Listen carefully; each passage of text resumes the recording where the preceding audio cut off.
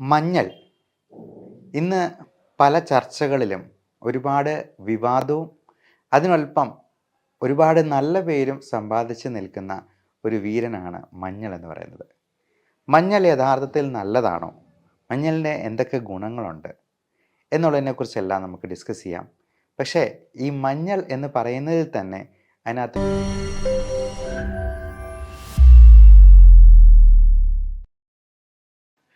മഞ്ഞൾ ഇന്ന് പല ചർച്ചകളിലും ഒരുപാട് വിവാദവും അതിനൊൽപ്പം ഒരുപാട് നല്ല പേരും സമ്പാദിച്ച് നിൽക്കുന്ന ഒരു വീരനാണ് മഞ്ഞൾ എന്ന് പറയുന്നത്. മഞ്ഞൾ യഥാർത്ഥത്തിൽ നല്ലതാണോ? മഞ്ഞളിൻ്റെ എന്തൊക്കെ ഗുണങ്ങളുണ്ട് എന്നുള്ളതിനെക്കുറിച്ചെല്ലാം നമുക്ക് ഡിസ്കസ് ചെയ്യാം. പക്ഷേ ഈ മഞ്ഞൾ എന്ന് പറയുന്നതിൽ തന്നെ അതിനകത്തൊരു വലിയ വിരോധാഭാസമുണ്ട്. മഞ്ഞളല്ല ഇതിനകത്ത് ഗുണം ചെയ്യുന്നത് എന്നുള്ളത് മനസ്സിലാക്കുക. നമസ്കാരം, ഞാൻ doctor Bipin Jose, Pulma medical centre, Pala, Kanjirappally and Sultan Bathery. മഞ്ഞളല്ല ഇതിന് ഗുണം ചെയ്യുന്നത് എന്ന് പറയാൻ പ്രത്യേക കാരണമുണ്ട്. നമ്മൾ കടകളിൽ നിന്നൊക്കെ വാങ്ങിക്കുന്ന മഞ്ഞൾ, അതിനകത്തെ ഏറ്റവും നല്ല ഒരു മോളിക്യൂളായിട്ടുള്ള അതിൻ്റെ ഗുണഗണങ്ങളെല്ലാം നമുക്ക് തരുന്ന മെയിൻ സംഗതിയായിട്ടുള്ള കുർക്കുമിൻ അത് മാറ്റിയിട്ടായിരിക്കും നമുക്ക് കിട്ടുക എന്നുള്ളതാണ് ദൗർഭാഗ്യകരമായിട്ടുള്ള കാര്യം. നമുക്ക് പച്ചമഞ്ഞൾ അങ്ങനെ തന്നെ കിട്ടുമെങ്കിൽ അത് ഉണക്കി പൊടിച്ച് നമുക്ക് ഉപയോഗിക്കാൻ പറ്റുവാണെങ്കിൽ അതാണ് ഏറ്റവും അധികം നമുക്ക് ഗുണം ചെയ്യുന്നത്. പക്ഷെ അതിലും ഒരു പ്രശ്നമുണ്ട്. കുർക്കുമിൻ എന്ന് പറയുന്ന ഇതിനകത്തെ ഏറ്റവും പ്രധാനപ്പെട്ട ഗുണങ്ങളെല്ലാം തരുന്ന ഈ പ്രധാനപ്പെട്ട ഇൻഗ്രീഡിയൻറ്റ് നമുക്ക് മഞ്ഞളിൽ നിന്ന് കിട്ടണമെങ്കിൽ അത് കിലോ കണക്കിന് നമ്മുടെ ഉള്ളിലെത്തണം എന്നുള്ളതാണ്. അങ്ങനെ വരുമ്പോൾ ഒരു പ്രധാനപ്പെട്ട പ്രശ്നം, ഈ മഞ്ഞൾ നമ്മുടെ കിഡ്നിക്കും ലിവറിനുമൊക്കെ അതിൻ്റെ കുർക്കുമിൻ കഴിഞ്ഞിട്ടുള്ള ബാക്കി ഘടകങ്ങൾ പലതരത്തിലുള്ള പ്രശ്നങ്ങളും ഉണ്ടാക്കാൻ സാധ്യതയുണ്ടെന്നുള്ളതാണ്. അതിൽ ഏറ്റവും പ്രധാനം കിഡ്നി സ്റ്റോൺസ് ആണ്. അപ്പോൾ ഈ കുർക്കുമിൻ എന്ന് പറയുന്നത് നമുക്ക് ഇപ്പോൾ പലപ്പോഴും മരുന്നുകളായിട്ട് അത് കിട്ടും. കുർക്കുമിൻ എക്സ്ട്രാക്റ്റ് അടങ്ങിയിട്ടുള്ള ക്യാപ്സ്യൂൾ ഫോമിൽ കിട്ടും.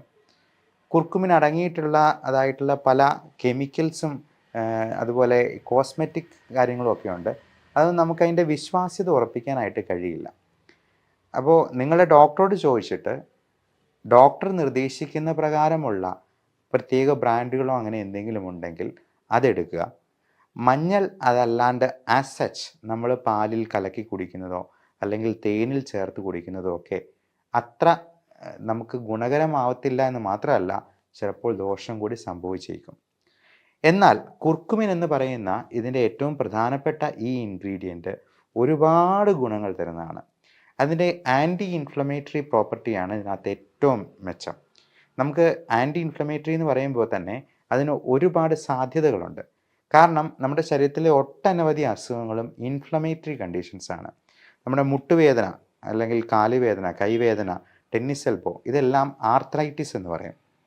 അതുപോലെ നമ്മുടെ മൂക്കടപ്പ്, തുമ്മൽ തുടങ്ങിയൊക്കെ റൈനൈറ്റിസ് എന്ന ഗണത്തിൽപ്പെടും. നമുക്ക് ശ്വാസകോശത്തിലുണ്ടാകുന്ന പ്രശ്നങ്ങളെ ബ്രോങ്കൈറ്റിസ് എന്ന് പറയും. ചുമ, കഫക്കെട്ട് തുടങ്ങിയ പ്രശ്നങ്ങൾ. തൈറോയിഡിനുണ്ടാകുന്ന ഇൻഫ്ലമേഷനെ തൈറോയിഡൈറ്റിസ് എന്ന് പറയും. എന്തിനേറെ പറയുന്നു, എല്ലാ തരത്തിലുള്ള ഐറ്റിസും ഓരോ തരത്തിലുള്ള ഇൻഫ്ലമേഷനാണ്. ഡെർമറ്റൈറ്റിസ് എന്ന് പറയുന്നത് സ്കിന്നിലുള്ള ഇൻഫ്ലമേഷനാണ്. അതേപോലെ ഗ്യാസ്ട്രൈറ്റിസ് എന്ന് പറയുന്നത് വയറ് സംബന്ധമായ പ്രശ്നങ്ങളും അത് പിന്നീട് ഇറിറ്റബിൾ ബൗൾ സിൻഡ്രോം പോലുള്ള പ്രശ്നങ്ങളിലേക്ക് നയിക്കും.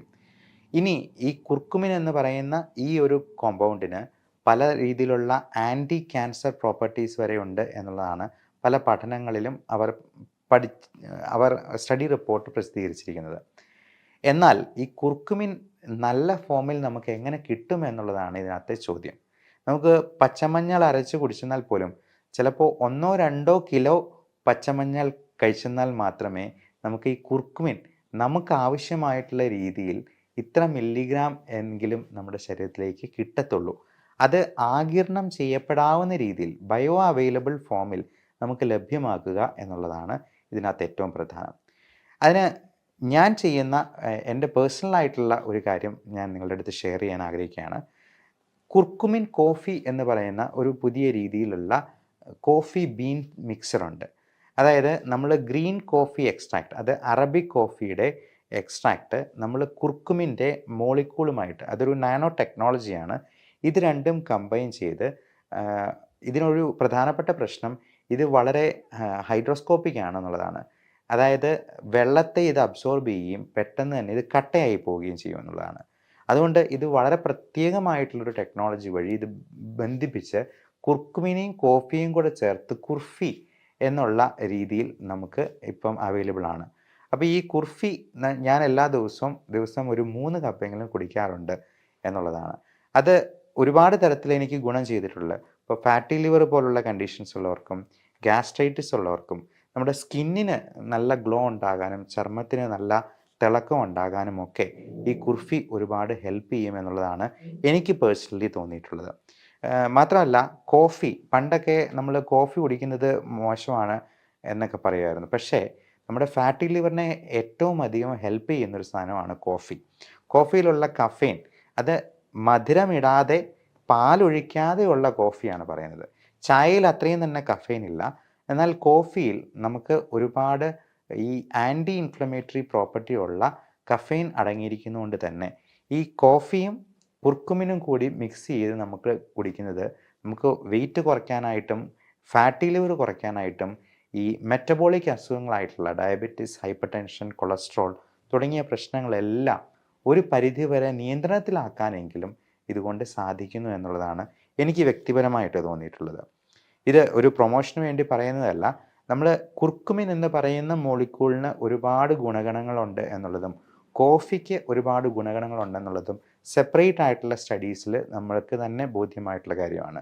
എന്നാൽ ഈ കുർഫിയുടെ ടേസ്റ്റ് അത് എങ്ങനെ ഇരിക്കും എന്നുള്ളത് പലർക്കും ഒരു സംശയമാണ്. അത്ഭുതകരമെന്ന് പറയട്ടെ, അത് വളരെ ടേസ്റ്റി ആയിട്ടും ഡെലീഷ്യസ് ആയിട്ടും നമുക്ക് അവൈലബിൾ ആയിട്ട് ഇന്ന് കിട്ടും എന്നുള്ളതാണ്. അപ്പോൾ ഇങ്ങനെയുള്ള കാര്യങ്ങളെക്കുറിച്ച് നമ്മൾ പുതിയ ടെക്നോളജി ഉപയോഗപ്പെടുത്തി നമുക്ക് പുതിയ രീതിയിലുള്ള ന്യൂട്രീഷണൽ ആസ്പെക്ട്സ് കൊണ്ടുവരാൻ പറ്റുന്നു എന്നുള്ളതാണ് മോഡേൺ സയൻസിൻ്റെയും ഏറ്റവും ഒരു വലിയ അഡ്വാൻറ്റേജ് എന്ന് പറയാം. അപ്പോൾ ഇതിൽ പുതിയ പഠനങ്ങൾ വരികയും പുതിയ രീതിയിലുള്ള മോളിക്യൂൾസ് വരികയും ചെയ്തെന്നാൽ ഇപ്പോൾ മുരിങ്ങയുടെ ഇല കൊണ്ടുള്ള ചായ, മുരിങ്ങ ടീ, ഇതൊക്കെ നമുക്ക് പല കമ്പനിയുടെയും ഓൺലൈൻ തന്നെ കിട്ടും. ഞാൻ പ്രത്യേകമായിട്ടൊരു ബ്രാൻഡ് പറയാത്തത് അത് ഒരു ഓൺലൈൻ പ്രൊമോഷനായി പോകണ്ട എന്ന് കരുതി തന്നെയാണ്. അതേപോലെ തന്നെ നമുക്ക് ന്യൂട്രീഷണൽ ആയിട്ടുള്ള ബിസ്ക്കറ്റ്സ് കിട്ടും. നമുക്കറിയാം സാധാരണ ഉള്ള ബിസ്ക്കറ്റ് 90% മൈദയാണ്. അതിനോടൊപ്പം ഭയങ്കരമായിട്ട് ഇതിനകത്ത് പഞ്ചസാരയും ഉപ്പും ചേരുന്നുണ്ട്. ഇത് കഴിച്ചെന്നാൽ ഡയബറ്റീസും ഹൈപ്പർ ടെൻഷനും ഒക്കെ കൂടുതലാവുകയാണ് ചെയ്യുന്നത്. ഇപ്പോൾ എന്നാൽ കൂവപ്പൊടി കൊണ്ടുള്ള ബിസ്ക്കറ്റ് ഉണ്ടാക്കാം. അതേപോലെ മില്ലറ്റ്സ്, നല്ല തവിടുള്ള ധാന്യങ്ങൾ കൊണ്ട് ഉള്ള ബിസ്ക്കറ്റ്സ് ഉണ്ടാക്കാം. ഇത് ഒട്ടും മധുരം ചേരാതെ ഡയബറ്റിക് ആയിട്ടുള്ള പേഷ്യൻസിന് പോലും കഴിക്കാവുന്ന രീതിയിൽ ഹെൽത്തി സ്നാക്സ് ആയിട്ട് നമുക്ക് ഇന്ന് അവൈലബിൾ ആയിട്ടുണ്ട്. അപ്പോൾ ഇങ്ങനെയുള്ള കാര്യങ്ങളെക്കുറിച്ച് നിങ്ങളുടെ ഡോക്ടറോട് ചോദിക്കുക. ഡോക്ടറിന് അതിനെക്കുറിച്ച് ഉണ്ടെങ്കിൽ അദ്ദേഹത്തിൽ നിന്ന് ചോദിച്ചതിന് ശേഷം മാത്രം നമ്മളൊരു തീരുമാനമെടുക്കുക. എന്നിട്ട് നമ്മൾ ഒരു 1-2 മാസത്തേക്ക് നമ്മളിൽ തന്നെ ഒരു സ്റ്റഡി നടത്തി നോക്കുക. നമ്മുടെ ബിപിയും ഷുഗറും കൊളസ്ട്രോളും ഒക്കെ കൺട്രോളിൽ വരുന്നുണ്ടെങ്കിൽ, നമ്മുടെ വിശപ്പ് അതുകൊണ്ട് മാറുന്നുണ്ടെങ്കിൽ, അത്രയധികം വെയിറ്റ് കുറയ്ക്കാൻ സാധിക്കുന്നുണ്ടെങ്കിൽ മാത്രം അത് കണ്ടിന്യൂ ചെയ്യുക. മറ്റ് ക്രോണിക് ആയിട്ടുള്ള കണ്ടീഷൻസ് ഉള്ളവർ, ഇപ്പോൾ കിഡ്നിക്കോ ലിവറിനോ ഒക്കെ പ്രശ്നമുള്ളവർ നിങ്ങളുടെ ഡോക്ടറോട് ചോദിച്ചതിന് ശേഷം മാത്രം ഇത്തരത്തിലുള്ള മാറ്റങ്ങൾ വരുത്തുക. എന്തായിരുന്നാലും എന്തൊക്കെ ഭക്ഷണത്തിൽ മാറ്റം വരുത്തിയെന്നാലും, പണ്ടൊക്കെ എന്ന് പറഞ്ഞാൽ മാൽ ന്യൂട്രീഷൻ കൊണ്ടുള്ള പ്രശ്നങ്ങളായിരുന്നു. ഇന്നെന്നാൽ മോൾ ന്യൂട്രീഷൻ എന്നാണ് പറയുക. അതായത് ഷോപ്പിംഗ് മോളിൽ ഉണ്ടാകുന്ന ന്യൂട്രീഷൻ അല്ലല്ലോ, നമുക്ക് പല ബ്രാൻഡഡ് സാധനങ്ങളും, ചിക്കൻ വറുത്തതും പൊരിച്ചതും നിർത്തിപ്പൊരിച്ചതും ഗ്രിൽഡ് ആയിട്ടുള്ളതും സ്മോക്ക് ചെയ്തിട്ടുള്ളതും അങ്ങനെ ഉപ്പ് ചേർത്തതും കണ്ടമാനം ഉപ്പും മധുരവും ഹണിയും ഒക്കെ ചേർത്തിട്ടുള്ള, ഹണിയൊക്കെ നല്ല സാധനമാണ്, പക്ഷേ നമുക്ക് ശുദ്ധമായ തേൻ എത്രത്തോളം കിട്ടുന്നുണ്ട് എന്നുള്ളതാണ് ചോദ്യം. അപ്പോൾ ഈ മോൾ ന്യൂട്രീഷൻ, നമ്മളൊരു നെഗറ്റീവ് ന്യൂട്രീഷനാണ് നമ്മുടെ ശരീരത്തിന് കൊടുത്തുകൊണ്ടിരിക്കുന്നത്. അപ്പോൾ ഇങ്ങനെയുള്ളപ്പോൾ പലപ്പോഴും ഇത്തരത്തിലുള്ള സപ്ലിമെൻറ്റ്സ്, അതിനെ വൈറ്റമിൻ സപ്ലിമെൻറ്റ്സ് എന്നല്ല പറയേണ്ടത്, അതിനെ വൈറ്റമിൻ തെറാപ്പി എന്ന് തന്നെയാണ് പറയേണ്ടത്. കാരണം അതൊരു ട്രീറ്റ്മെൻ്റ് ആണ്. നമുക്ക് vitamin A, B, C, D, E, K എന്നിങ്ങനെയുള്ള പലതരത്തിലുള്ള വൈറ്റമിൻസ്, നമ്മൾ കേട്ടിട്ട് പോലില്ലാത്ത ചില വൈറ്റമിൻസ് ഉണ്ട്. വൈറ്റമിൻ K2 ഒക്കെ ഇപ്പോൾ ആൾക്കാർ അതിനെക്കുറിച്ച് പഠിച്ചു വരുന്നതേ ഉള്ളൂ. വൈറ്റമിൻ D3യെക്കുറിച്ച് ഒരുപാട് ഡോക്ടർമാർ പറയുകയും ആളുകൾ അതിനെക്കുറിച്ച് ബോധവാന്മാരാവുകയും ചെയ്തിട്ടുണ്ട്.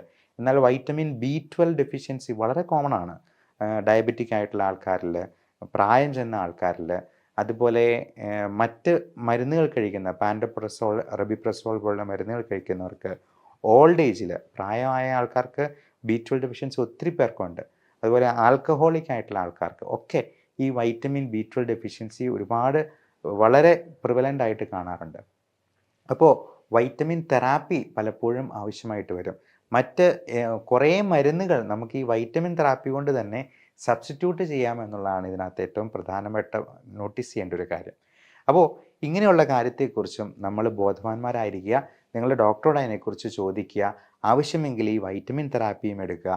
ഇങ്ങനെ കുർക്കുമിൻ പോലുള്ള വളരെ നാച്ചുറൽ ആയിട്ടുള്ള ഇൻഗ്രീഡിയൻസ് ചേർന്നിട്ടുള്ള സപ്ലിമെൻറ്റ്സ് നമുക്ക് അത് ക്യാപ്സൂൾ ഫോമിലോ ഈ പറഞ്ഞ നമുക്ക് പലപ്പോഴും ഗുളിക കഴിക്കാനൊക്കെ ഒരു മടിയാണ്. അതൊരു കെമിക്കൽ അല്ലേ എന്നൊക്കെ ഒരു തോന്നലാണ്.